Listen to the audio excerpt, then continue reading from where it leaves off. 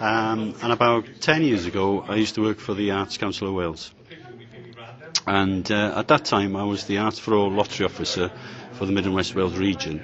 And Voluntary Arts Wales invited me to come to a meeting in Lampeter to talk to the festivals of Wales. But I was supposed to be part of a panel of 4 that would talk with the festivals of Wales people.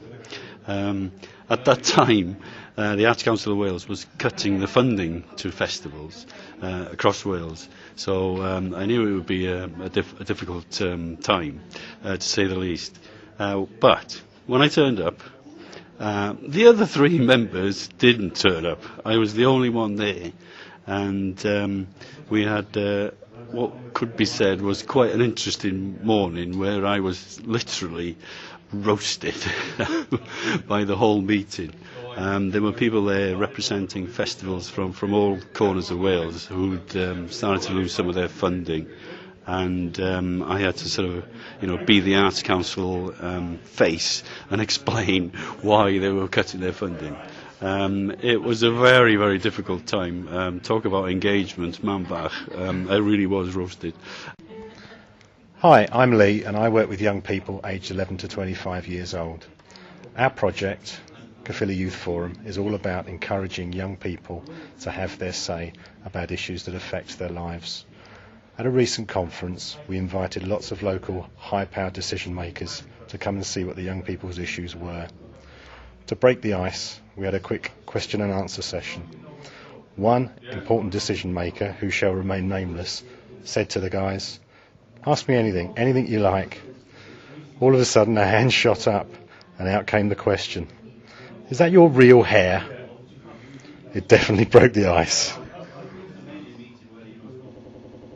Coming from the private sector background, I've always thought that talking to groups needed to be business-like and formal, but I've learnt the hard way. Scrubbing up in a suit and with a word-perfect PowerPoint presentation doesn't always work. I've often gone into meetings and taken time to set up my laptop and launched into the verbiage, looking back at the audience and seeing a barrage of blank faces staring back at me. Come slide 2 of my presentation, I've said, "Oh, sod this," switched the laptop off, rolled my sleeves up and said to the audience, "Let's just talk." Talking from the heart without a script and relating to some of my own personal experiences has got results.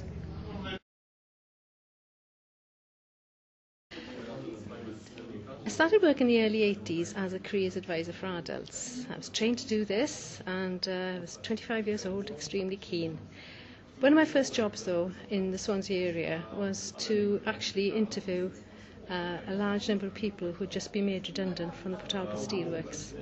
Altogether 8,000 people were made redundant in the space of just approximately 6 months. It's quite a task. What did I learn? Well, I learned first off, and don't forget I was a bit green about the gills. I was only 25 and then I was speaking to a large number of men in their 30s, 40s and 50s who were losing their jobs. But I did learn to listen and to take time out to find out what they were expecting from the interviews. And I sort of made sure that I didn't make judgments too quickly, and I took each case on board, speak to these people, what do they expect from the interviews. And they'd soon learn to appreciate that I was doing my best for them. So the most valuable lesson learned, I think, was, as I said, to make sure, take time to listen to what they have to say and not to make judgments too quickly. I was leading a trip to Poland with 3 young people with learning disabilities. None of the young people had travelled out of Wales before, so there was much excitement. We arrived at Gatwick, where we were staying the night before we flew, and we stayed in the holiday in one of the big grand hotels with a grand reception. So off we went to their rooms, and at about 10 o'clock one of the young men called me on the telephone and said that he'd run out of milk in the room and needed some milk for a cup of tea. Needing a lot of support normally, I went through everything with him on the telephone so that he could go and get his milk independently and learn some skills on the way. So I told him that the best place to get milk would be the reception, that he would have to go down to reception in the lift and be nice and polite. And he was also very loud, made lots of noise, so I told him that he had to be quite quiet in reception. So off he went, before he went, I told him that we were staying on floor number 7, and that when he got back in the lift he'd have to press button number 7, and did he know his way back from the lift to the hotel room, and did he remember his number, and he said yes. So off he went. Before he went, I told him to just knock on the door after when he got back up to the room, for me to make sure that he was in his room safe. So about 10 minutes later there was a knock on my bedroom door, and I answered the door, and the young man was stood there with a handful of milk sachets in just a pair of red pants. So he'd gone all the way down to reception and had all the instructions off me, but I had forgot on the phone to tell him that he needed to dress to go down to the reception. And that's the story. A consultation was undertaken to change accident and emergency, which had no A&E backup facilities, downgraded to a minor injuries unit. It was bedlam in the right sense of the word. The mistake by the health board was that they had managers rather than clinicians on the table. They were unable to answer medical issues and assure that the 2 district general hospitals 14 miles away and 22 miles away could cope. The outcome was that there was a march on the street, and it became a political football that is brought out at every election: save our hospital from closure, even though there's no chance of it closing, as the hospital is now undergoing major redevelopments and will remain open. The most successful event we've carried out involved raising community awareness of courses run by the local college. We set up stall in the entrance of the local Tesco's with leaflets, posters and forms to sign everyone up. Tesco's donated cases of red and white wine, as one of the courses on offer was wine tasting. Everyone that inquired about any of the courses received a free glass of wine. We've never again had so many inquiries and sign-ups, and the waiting list is currently sufficient for the next 3 terms. Okay, I got a really crazy or interesting story, whichever way you want to look at it.